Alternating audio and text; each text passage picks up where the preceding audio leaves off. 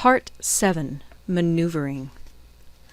Sun Tzu said, "In war, the general receives his commands from the sovereign. Having collected an army and concentrated his forces, he must blend and harmonize the different elements thereof before pitching his camp. After that comes tactical maneuvering, than which there is nothing more difficult. The difficulty of tactical maneuvering consists in turning the devious into the direct, and misfortune into gain. Thus, to take a long and circuitous route, after enticing the enemy out of the way, and those starting after him, to contrive to reach the goal before him, shows knowledge of the artifice of deviation. Maneuvering with an army is advantageous, with an undisciplined multitude most dangerous. If you set a fully equipped army in march in order to snatch an advantage, the chances are that you will be too late. On the other hand, to detach a flying column for the purpose involves the sacrifice of its baggage and stores. Thus, if you order your men to roll up their buff coats and make forced marches without halting day or night, covering double the usual distance at a stretch, doing 100 li in order to wrest an advantage, the leaders of all your 3 divisions will fall into the hands of the enemy. The stronger men will be in front, the jaded ones will fall behind, and on this plan only 1/10 of your army will reach its destination. If you march 50 li in order to outmaneuver the enemy, you will lose the leader of your first division, and only half your force will reach the goal. If you march 30 li with the same object, 2/3 of your army will arrive.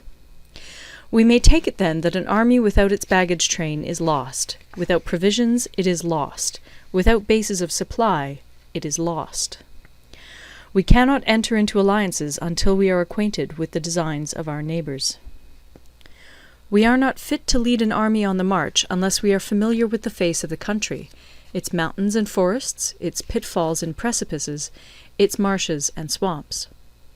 We shall be unable to turn natural advantage to account unless we make use of local guides. In war, practice dissimulation and you will succeed. Whether to concentrate or to divide your troops must be decided by circumstances. Let your rapidity be that of the wind, your compactness that of the forest. In raiding and plundering be like fire, in immovability like a mountain. Let your plans be dark, and impenetrable as night, and when you move, fall like a thunderbolt. When you plunder a countryside, let the spoil be divided amongst your men. When you capture new territory, cut it up into allotments for the benefit of the soldiery. Ponder and deliberate before you make a move. He will conquer who has learnt the artifice of deviation. Such is the art of maneuvering. The Book of Army Management says, "On the field of battle, the spoken word does not carry far enough. Hence the institution of gongs and drums. Nor can ordinary objects be seen clearly enough. Hence the institution of banners and flags. Gongs and drums, banners and flags, are means whereby the ears and eyes of the host may be focused on one particular point. The host thus forming a single united body, it is impossible either for the brave to advance alone, or for the cowardly to retreat alone. This is the art of handling large masses of men. In night fighting, then, make much use of signal flyers and drums, and in fighting by day, of flags and banners, as a means of influencing the ears and eyes of your army. A whole army may be robbed of its spirit. A commander-in-chief may be robbed of his presence of mind. Now, a soldier's spirit is keenest in the morning, by noonday it has begun to flag, and in the evening his mind is bent only on returning to camp. A clever general, therefore, avoids an army when its spirit is keen, but attacks it when it is sluggish and inclined to return. This is the art of studying moods. Disciplined and calm, to await the appearance of disorder and hubbub amongst the enemy. This is the art of retaining self-possession. To be near the goal, while the enemy is still far from it, to wait at ease while the enemy is toiling and struggling, to be well fed while the enemy is famished.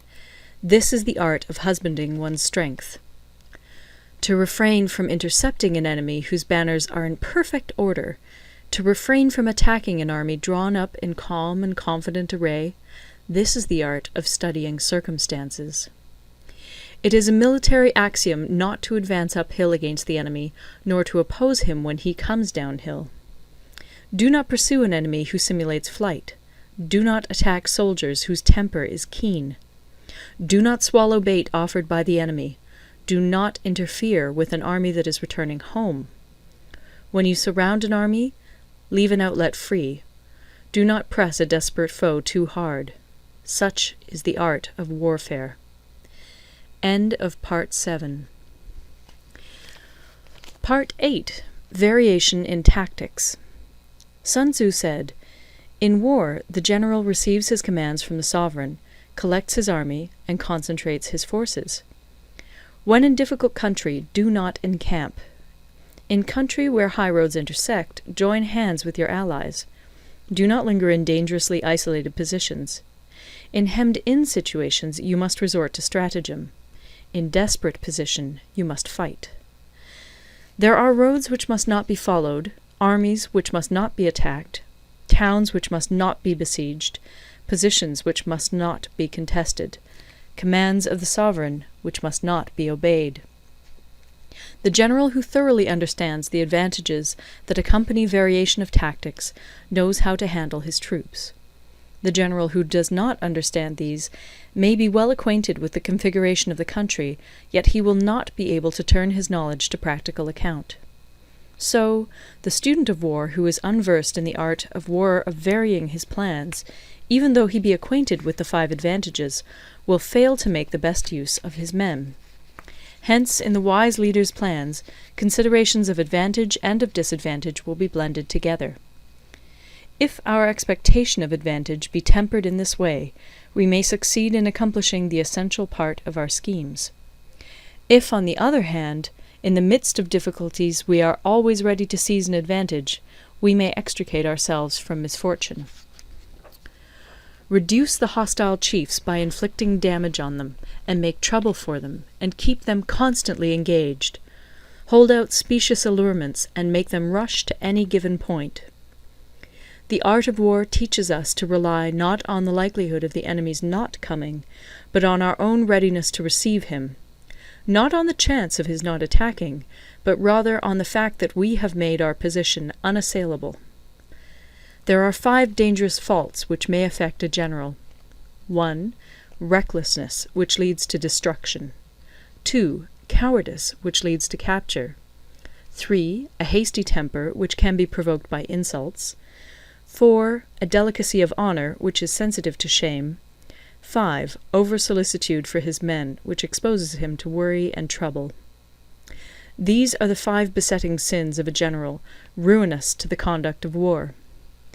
When an army is overthrown and its leader slain, the cause will surely be found among these 5 dangerous faults.